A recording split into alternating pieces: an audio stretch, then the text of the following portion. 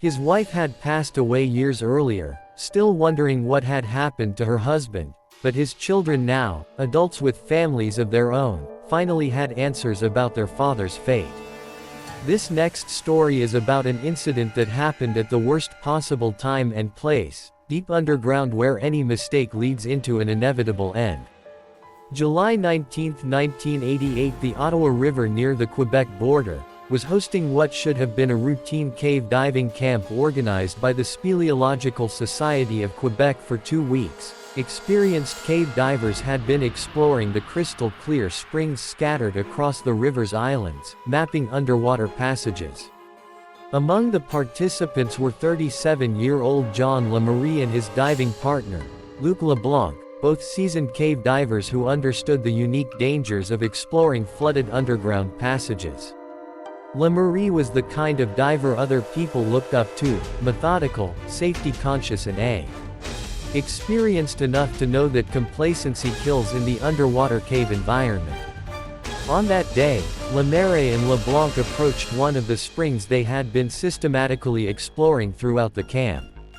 The entrance appeared deceptively simple, just a small surface pool nestled among the rocks of a river island, but beneath that innocent-looking water lay a complex underwater cave system. The two divers entered the water and began their descent into the flooded passage. The underwater environment they entered was both beautiful and terrifying, a submerged tunnel, approximately 6.5 feet, 2 meters high and 16 feet 5 meters wide, with visibility limited by sediment stirred up from previous dives. The maximum depth reached about 20 feet, 6 meters below the surface, deep enough that emergency ascent to the surface was impossible due to the rock ceiling above. They swam upstream into the cave system, methodically laying guideline as they progressed.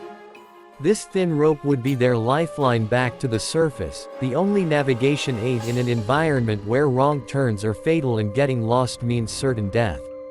Every cave diver knows the golden rule: always maintain contact with your guideline and always have enough air to return to the entrance at 295 feet, 90 meters into the cave system. Lemarie and LeBlanc reached their predetermined turnaround point. This wasn't arbitrary. Experienced cave divers follow strict air consumption rules, never using more than 1/3 of their air supply for the inward journey. This leaves 1/3 for the return trip and 1/3 for emergencies.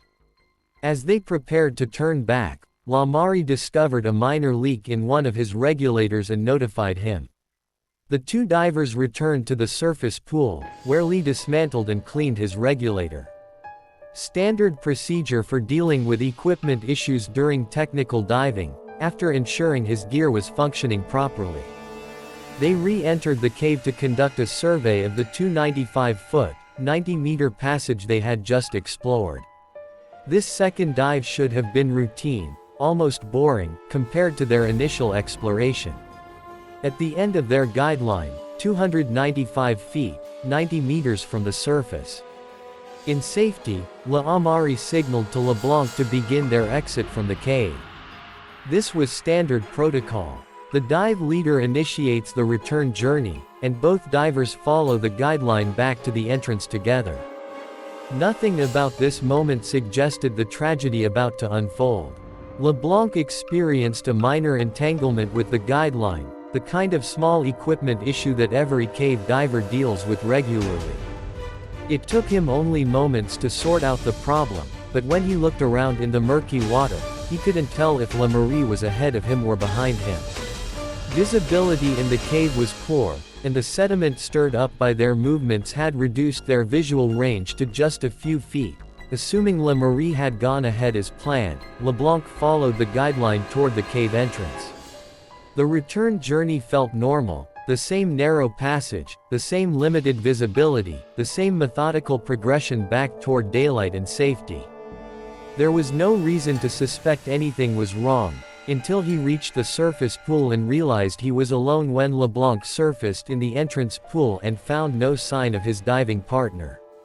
Every cave diver's worst nightmare began unfolding. Lemarie should have been there, waiting, discussing the dive, checking equipment, preparing for their next exploration. Instead, LeBlanc found himself alone with the terrifying realization that his experienced partner was still somewhere in the flooded cave below. Without hesitation, LeBlanc re-entered the cave, following the guideline back through 295 feet, 90 meters of underwater passage to search for Lamar. The return journey that had taken minutes during their normal exit now felt like hours as LeBlanc fought growing panic and dwindling air supplies.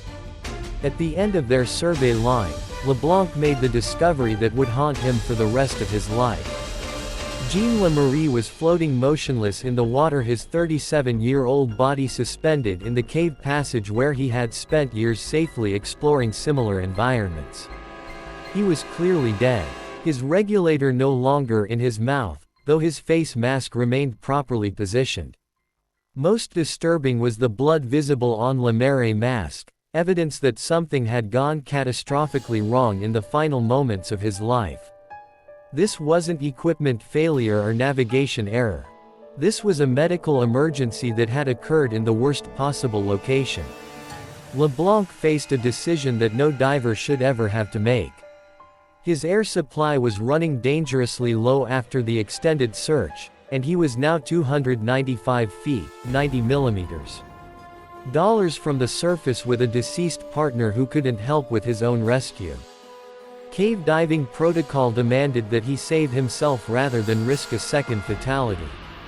Attempting a recovery he wasn't equipped to complete. He managed to move Lemaire's body partway toward the entrance before his air supply forced him to make the agonizing decision to leave his partner's body in the cave and surface alone to swim back to the entrance pool. Knowing he was abandoning Lemaire in the underwater darkness represented a psychological trauma that would stay with LeBlanc forever. Professional recovery divers returned to the cave the following day with specialized equipment and fresh air supplies to retrieve Lemaire's body. Their investigation revealed details that made the tragedy even more mysterious and disturbing. Lemaire regulators were functioning perfectly when tested by the recovery team. His air tanks still contained breathable air. He hadn't run out of gas or experienced equipment failure. His diving gear was in proper working order, and there were no signs of entanglement or navigation errors that might have caused panic. Dr. K. David Sawatsky, subsequent analysis suggested two possible medical explanations for Lamar. He's deaf. The blood on his mask indicated he may have suffered a severe nosebleed that caused suffocation when combined with the regulator being out of his mouth.